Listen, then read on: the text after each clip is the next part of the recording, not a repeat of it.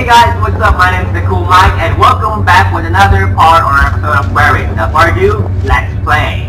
On the last episode, we went to this tunnel and found out that we're not alone in this tunnel because there's another guy with a gun. Could be dangerous or a killer, or could be a good person, who knows, with us. So, let's continue. Oh, that looks creepy at all. That very looks creepy. Definitely. The hallway reminds me of a hospital wing, but there's something not quite right about it. It's the first clean and tidy area I've seen since coming to in the woods. It looks like it was recently in use, despite the dim emergency light overhead. Something tells me I choose the wrong way. There are chairs against the wall, and the floor looks well clean, as do the walls. The ringing noise is definitely coming from here, and a small flashing red light along the ceiling seems to flash along with it. That ringing noise is an alarm, I say. If only to confirm my own thoughts, but for what, then is that? And then he asked the question that has been on my mind since I found a little building in the woods. What the hell is this place? We exchanged looks. That speaks volumes. We reached the end of the hallway and hear a sound like a large metallic grinding.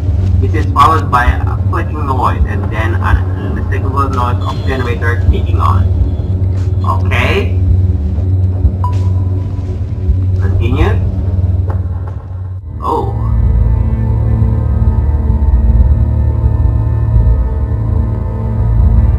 Without warning, the facility jolts to life. The red glow of the emergency lights is suddenly replaced by bright white plastic ones.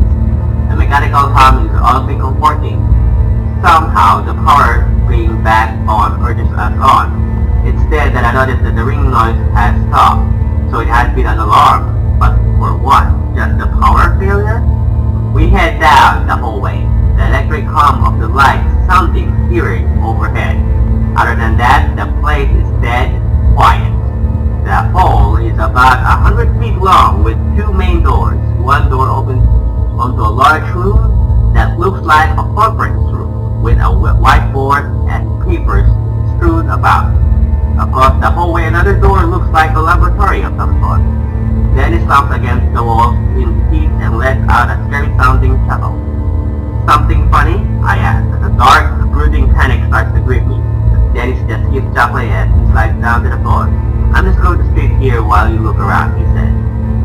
There's a look in his eyes that reminds me far too much of a dead animal on the side of the road. Enter the conference room means that there are probably keepers. Enter the lab knows that I might get ideas of what this place is. This could be a government experimentation laboratory, now that I think of it. So we're gonna try to enter the lab, but we're not a scientist. We don't know any mechanical terms.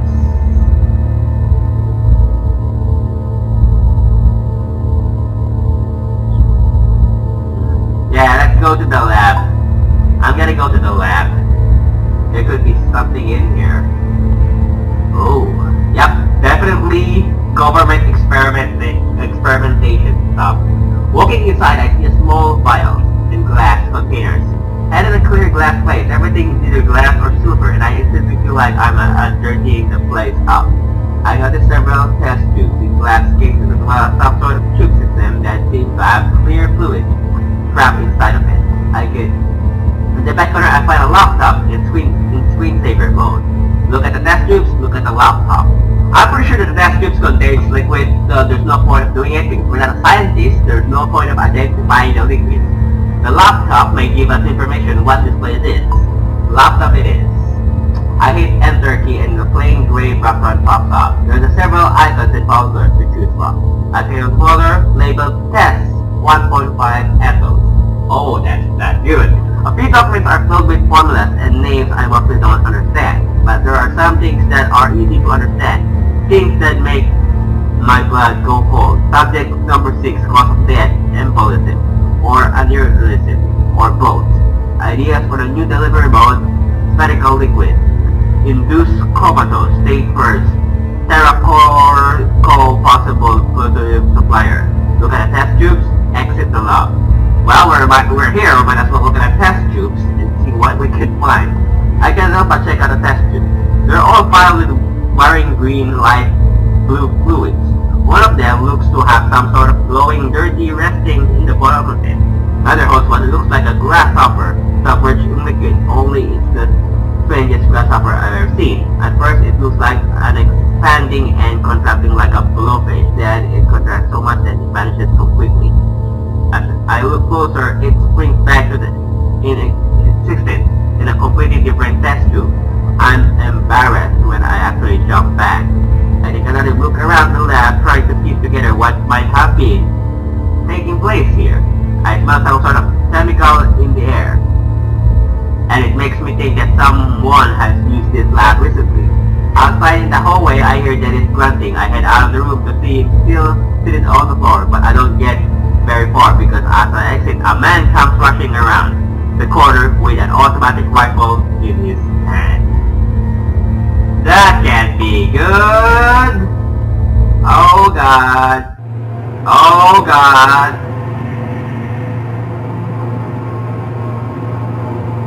It's hard to look beyond his rifle, but the man carrying it is young, with messy dark hair. His skin is so pale that I wonder if maybe he lives down here. He has the look of a guy who's been cooped up for a little too long. He doesn't seem like the kind of person I trust with a gun in a stressful situation. As he sees us in the doorway, he screams and brings the gun up. It's aimed directly at my head. Dennis jumps up and stands next to me like he's ready to run for it. I recognize him by his height and build. He's a person I could barely see back in that dark tunnel. Put hands up in the air, try to attack. Puts hands up in the air, trying to attack will get us injured, and he has a rifle. He could definitely kill us at one shot.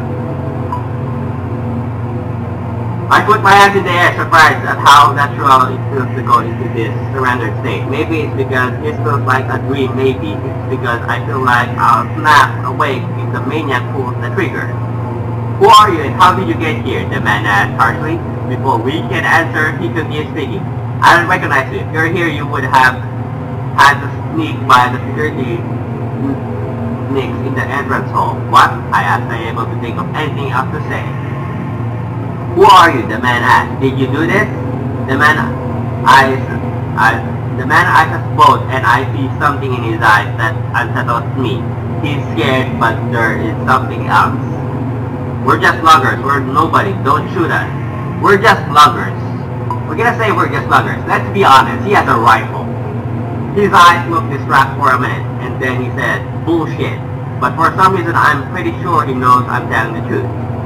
Someone knocked the power out, the man said. It's back on now, but it was out long enough. Well, we're in a heap of trouble. Was it you who sent you? Look, we don't know what you're talking about, Dennis said. Something happened out here in the woods. Are you alone? Are there others with you? Our man asked, thrusting the gun in my face.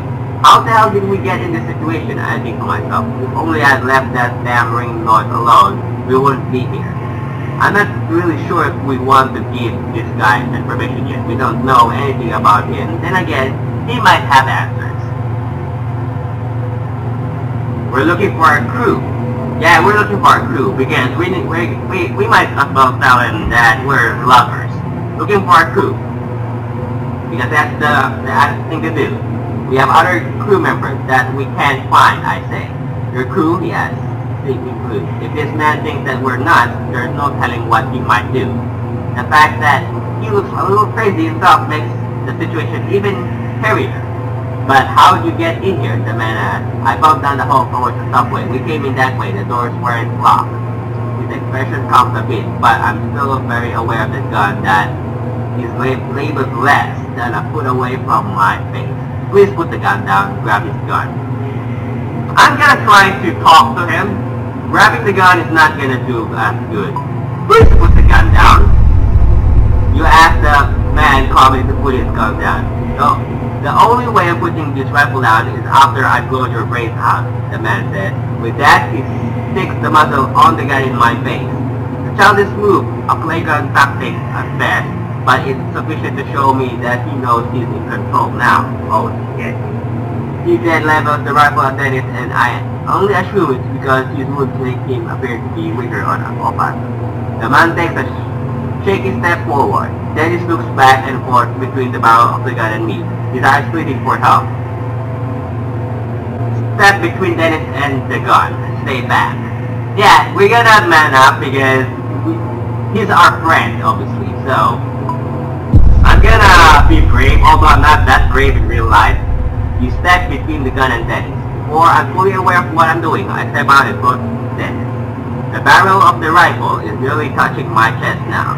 Both Dennis and the man seem a little confused at my action, and I do my best to swallow down my fear. I don't know what's going on here, I say, but we are here by mistake.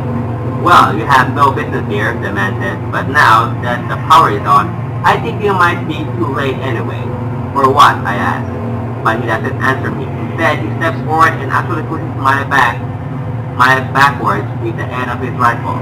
The man then repeats the question he asked before, one that makes no sense, and honestly makes me think he might be a little crazy. Who sent you? He asked. You assholes from the Pentagon? I'm not quite sure how to take this questioning. Is this guy joking? No, what the hell are you talking about? Yeah, I'm the president.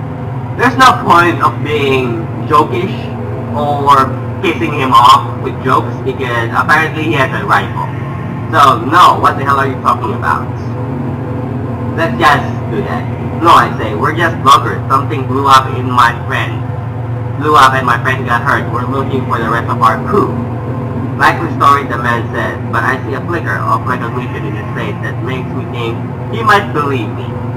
Still, he grips on the gun as tight as ever. The look on his face makes me think he'll shoot at any moment. You both just stand still, he says. Sooner or later, someone will come along and I'll turn you over. He again presses his gun forward as if he has an invisible bayonet on it. There's no need for that, I tell him. I have no guarantee that he won't pull the trigger. Look, Dennis said, we don't want any trouble. We're just confused as you are. Then in a moment, so fast that I just about to miss it, Dennis lunges forward. Great! That's not a good thing to do. I have no idea how he's moving so fast. Just 30 seconds ago, I was worried about how close to death he looked. But now he's moving lightning fast, his left arm coming down on the barrel of the gun like a club. In the combination that the man does pull out the trigger, then a booming noise is deafening, and there is a moment where I think I've been hit. He takes the clanging noise off the ground, tearing into the floor at my feet to help me realize that I have not been shot. I look at the floor and see what the shot missed. Where the shot missed my right leg by less than 3 inches. Oh, I'm paralyzed in shock for a moment as Dennis and the man fight over possession of the rifle. There's a rifle fire extinguisher on the wall I could use as a bludgeon, but I might not have enough time to grab it before Dennis is overpowering. I'm just gonna punch the guy because if I grab the fire extinguisher, Dennis could have been knocked out because he's injured, so let's not waste time. Punch the man down. Dennis has the man pinned down to the floor, but isn't strong enough to keep him down. As I fall to the floor to help, the barrel of the rifle swings right in front of my face. A reminder of how close I have come to being shot. On my knees, how I deliver a hard, stiff punch to the man's face. I don't punch someone often, never really. I'm not usually the bowling type. Still, it is apparently effective. The man's head snaps back hard and his grip on the gun loosens. Dennis grabs the gun and falls into the floor, clearly winded and in pain. Our attacker is immobilized, and I can feel a shift in the situation. Yet, although he is basically harmless now, I feel the need to pummel him, a desire that builds with each second I look at him. Then I have to step back, keep punching him. We're not gonna kill the guy. For all we know, he's a good guy and he's just as scared as we are. So stand up and step back. We got the gun. He's definitely out now, no threat, or at least that's what I think. But he surprises me by muttering up One more shift kick in my direction, connecting with my forehead. Oh, my eyes swells to the size of a grape almost immediately. It seems like the last attack is more to spite me than to defend himself. Oh great, I summon back and ready myself for another round of blows, but he just left me before he's done. Then he instantly hands the rifle over to me and I take it with a shaky hand. I can't believe he stepped between me and that gun. Then he said, "He could have killed you." I was pretty sure he wouldn't, I say, although I had no such thing. Still, thanks man, that was some heroic stuff. You would have done the same, right? Then he said nothing, his eyes looked at the floor. What do we do now, boss? Then he asked. We've come this far, I want answers. I sense that Dennis does too. I take the hard look at the man before I reply. We get answers from this guy. No answers, that man said. I don't think... no answers, the man said. I don't have any. Next time, I will just hit you, I say, plunging the rifle towards him. Now get up. He obeys quickly, but his legs are wobbly and he leans against the wall for support. I can feel my swollen eyelid from where he kicked me earlier. I just hope it doesn't get so bad that it affects my sight. Oh, that's not good. Okay, let's move, I say, pointing the gun farther down the hallway. We've come this far and I'm not going to let this guy stop us. We walk down the hallway until we come to an end. A single elevator waits for us. It's still sliding door larger than a normal elevator. Alright, so I think it does that. I'm gonna end the episode here. Hope you guys enjoyed this episode of Buried. If you enjoyed, leave a like, also don't forget to subscribe now and be part of the clan. And as always, I will see you guys next time in another brand new video. This is Dacoolmike signing off. Goodbye.